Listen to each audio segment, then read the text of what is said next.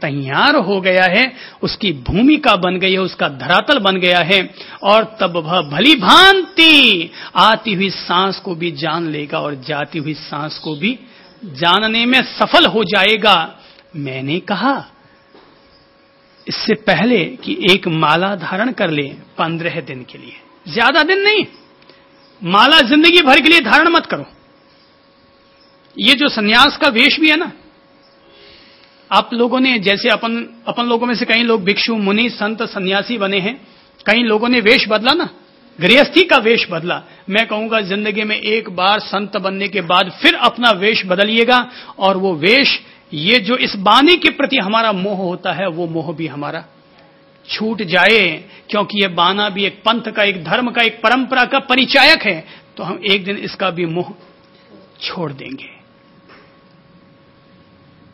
तो भली भांति, मैंने कहा ना माला, तो 15 दिन के लिए माला, उससे ज्यादा दिन मत रखिएगा। जिंदगी भर के लिए मालाओं को पकड़ पकड़ के मत बैठ जाइएगा। तो 3 माला हमें फेरनी है। माला में मंत्र कोई नहीं, स्मरण कोई नहीं। पहली माला में मणियां कितने होते हैं? 108। बस सीधी कमर बैठो, अपने हाथ को घुटने प्रदेश पर रखो, ज्ञान मुद्रा या चैतन्य मुद्रा धारण करो, और माला का एक एक मणियां गुड़काते चले जाओ। और वो ये है, 108 मणियों तक हम लंबी गहरी श्वास लें, लंबी गहरी श्वास छोड़ें, आती जाती लंबी गहरी सांसों को भली भांति जानने का अभ्यास करें। अभी ध्यान नहीं कर रहे हैं, अनुपश्यना अभी हुई नहीं है। अभी तो अभ्यास के लिए हमने, जैसे बालक ABCD सीखता है ना, क ख ग घ, तो क्या करता है, मास्टर जी बना देते हैं A, तो फिर छोरा उस पर क्या करता है, ए, बस उसी पर लिखता रहता है, उसी पर लिखता रहता है। ठीक इसी कदर अपन लोग भी वो लंबी श्वासों को लेने का, जानने का अभ्यास कर रहे हैं, प्रैक्टिस कर रहे हैं, एक्सरसाइज कर रहे हैं।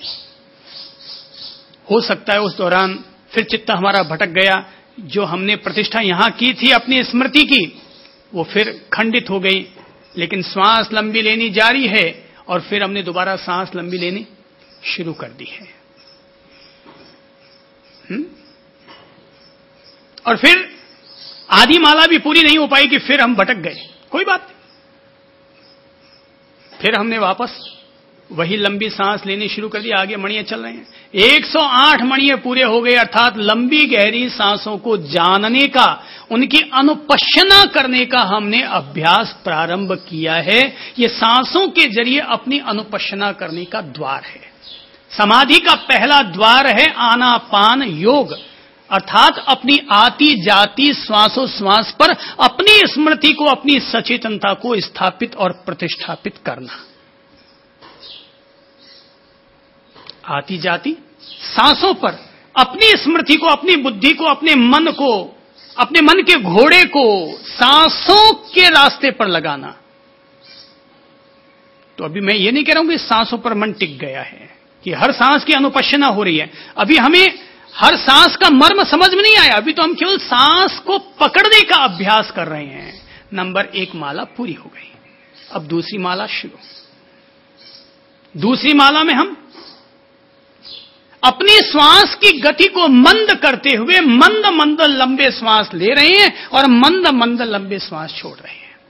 तो पहले हमने श्वास लिया था वो लंबा था, लेकिन अब हमने उस लंबे श्वास की जो गति चल रही थी, जैसे एक सामान्य इंसान 1 मिनट में 15 सहज सांस लेता है, लंबे गहरे सांस ले तो 10 लंबे गहरे सांस लेगा, पर अगर उसकी गति को मंद कर लो तो उसकी गति 6 और 7 सांस की ही हो जाएगी।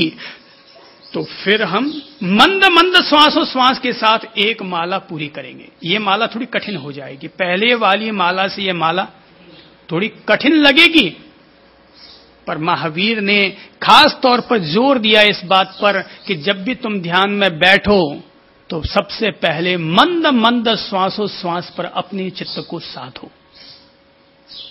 ये महावीर की बुनियादी साधना पद्धति है कि साधना करने से पहले या साधना में प्रवेश करने से पहले मंद मंद श्वासोश्वास लो। तो मैं कहूंगा दूसरी माला किसकी? मंद मंद श्वासोश्वास की। हम क्या कर रहे हैं? श्वास को जान रहे हैं। अनुभव किसका कर रहे हैं? प्रत्यक्ष रूप से श्वास का अनुभव कर रहे हैं। प्रयास और पुरुषार्थ किसका कर रहे हैं? श्वास का प्रयास और पुरुषार्थ करते हैं उनको जानने का। इसमें थोड़ी सी पहले चरण 3 दिन तक कठिनाई महसूस होगी दूसरी माला में, लेकिन 3 दिन के बाद हम देखेंगे हां दूसरी माला भी हम पूरी की पूरी लगभग श्वासों का अनुभव करते हुए माला के मणियां लुढ़का चुके हैं। और तीसरी माला आती जाती सहज सांसों की अनुपश्यना करने में लगाएंगे, अर्थात प्रयास अब मिट गया है, हाथ में केवल मणियां चल रहा है। सहज में जो सांस आ रही है, सहज में जो सांस जा रही है, तब साधक भली भांति जानने का प्रयत्न करता है। मैं आती हुई अपनी सहज सांस को जान रहा हूं, मैं जाती हुई अपनी सहज सांस को जान रहा हूं। 15 दिन तक, 20 मिनट तक ये 3 माला, 3 माला श्वास की साध के लुढ़का लीजिएगा और 15 दिन बाद इस माला को छोड़ दीजिएगा। और फिर ये जो 3 चरण मैंने बताए, लंबी सांस के, मंद सांस के, सहज सांस के, फिर हम इन सांस धाराओं पर अपने आप को जगाएं, इनकी अनुपश्यना करें। आप आश्चर्य करेंगे, श्वास पर सचेतन होने का प्रयोग ध्यान का, अनुपश्यना का एक ऐसा चमत्कारिक प्रयोग है कि श्वास पर जगने से आदमी अपने काया के लोक में होने वाले प्रत्येक उदय और विलय के प्रति भी जगना शुरू हो जाता है। श्वास के प्रति जैसे ही हमारी जागरूकता सधने लगती है, त्यों हमारे भीतर काया के लोक में जो भी उपद्रव उदय में आएंगे, हम उनको भी पकड़ने में, उनको जानने में, उनको समझने में, उनकी प्रकृति के साक्षी होने में भी हम सफल होते चले जाएंगे। श्वास, सहज श्वास, अब कोई आरोपण नहीं, कोई प्रत्यारोपण नहीं, न इधर न उधर। अब अगर वो सहज रूप में सांस लंबी चल रही है तो जानता है साधक अनुपश्यना करता हुआ इस समय सांस लंबी चल रही है, अथवा इस समय सांस मंद चल रही है, अथवा इस समय सांस सहज चल रही है, अथवा इस समय सांस ओछी चल रही है, अर्थात अथवा इस समय सांस नहीं ही चल रही है। ऐसी भी स्थितियां बनती हैं, रोज ही बनती होगी साधना के दौरान। जो लोग थोड़ी सी प्रेम पूर्वक अनुपश्यना करते हैं उनके तो रोज ही ये स्थिति बनती है कि श्वास रहित उनकी काया की स्थिति बन जाती है। सांस चल भी रही है कि नहीं चल रही है उसका भी पता नहीं चलता, इतनी सूक्ष्म और बारीक सांस हो जाती है उनकी। तो जब श्वास, इसको कहते हैं श्वास का प्रशब्द होना, अर्थात श्वास का इतना शांत हो जाना। तो श्वास अगर इतनी शांत होती है तो याद रखो हमारी काया भी अपने आप शांत होती चली जाती है।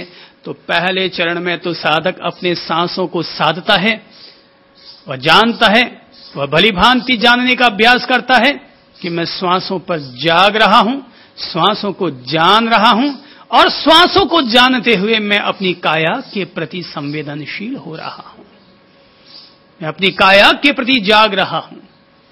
तब वो सिर के ऊपरी भाग से लेकर के पांव के निचले तल तक के प्रत्येक अंग की अनुपश्यना करने लगता है और तत्वतः अपनी काया को समझने लगता है। यह है काया, यह है काया। जीवन का सारा मर्म और रहस्य इस 3.5 हाथ की काया में समाहित हैं। ध्यान के अन्य जितने भी मार्ग हैं वे मार्ग हमें अदृश्य से जुड़ने की प्रेरणा देते हैं, पर अनुपश्यना यह एक ऐसा मार्ग है जो हमें हमारे भीतर वर्तमान क्षण क्षण में जो उदय में आ रहा है उस उदयशील और विलयशील प्रकृति का साक्षी होने का मार्ग देता है।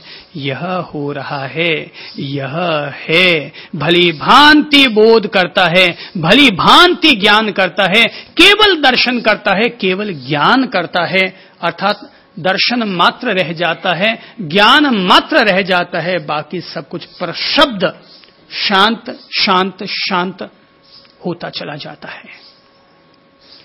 तो आज हमने जिस बिंदु पर मनन किया, जिस बिंदु के हम करीब पहुंचे हैं, वो बिंदु एक तरह से समाधि का प्रवेश द्वार है, और वो है आनापान योग।